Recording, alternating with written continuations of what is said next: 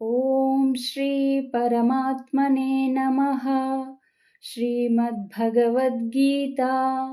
అథ పంచదశోऽధ్యాయः.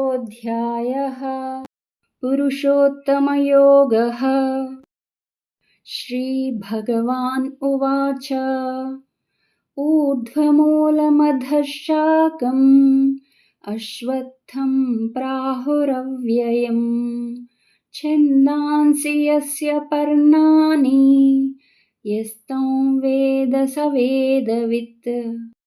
భావము: శ్రీ భగవానుడు పలికెను, ఆదిపురుషుడైన పరమేశ్వరుడే మూలముగా, బ్రహ్మయే ముఖ్య శాఖగా, వేదములే పర్ణములుగా గల ఈ సంసార రూప అశ్వత్థ వృక్షము శాశ్వతమైనది. ఈ సంసార వృక్షతత్వమును మూల సహితముగా తెలిసినవాడు నిజముగా వేదార్థములను ఎరిగినవాడు అని శ్రీకృష్ణుడు పలికెను.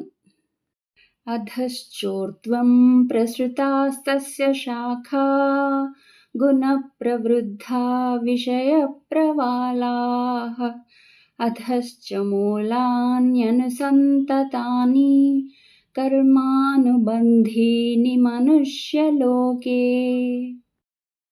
భావము: ఈ సంసార వృక్షమును త్రిగుణములనడి జలములు తడుపుచుండును. ఆ జలములచే వృద్ధి పొందు శాఖలే దేవ మనుష్య తిర్యగ్యోనులలో జన్మించు ప్రాణులు. చిగుళ్ళే విషయభోగములు. ఈ శాఖలు చిగుళ్ళు సర్వత్ర వ్యాపించియున్నవి.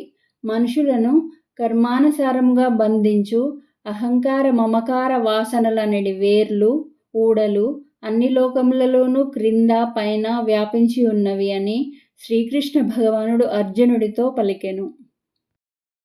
న రూపమస్యేహ తథోపలభ్యతే నాంతో న చాదిర్న చ సంప్రతిష్ఠా అశ్వత్థమేనం సువిరూఢమూలం అసంగశస్త్రేణ దృఢేన చిత్వా.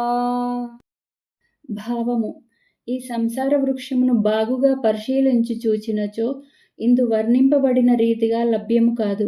ఏలననగా ఇది ఆదియు అంతము సరి అయిన స్థితియు లేనిది కనుక అహంకార మమకార వాసనా రూపములైన దృఢమైన వేర్లు ఊడలు గల ఈ సంసార రూప అశ్వత్థ వృక్షమును నిశితమైన వైరాగ్యమనడి శస్త్రముతో ఖండించవలెనని శ్రీకృష్ణుడు అర్జునుడితో పలికెను.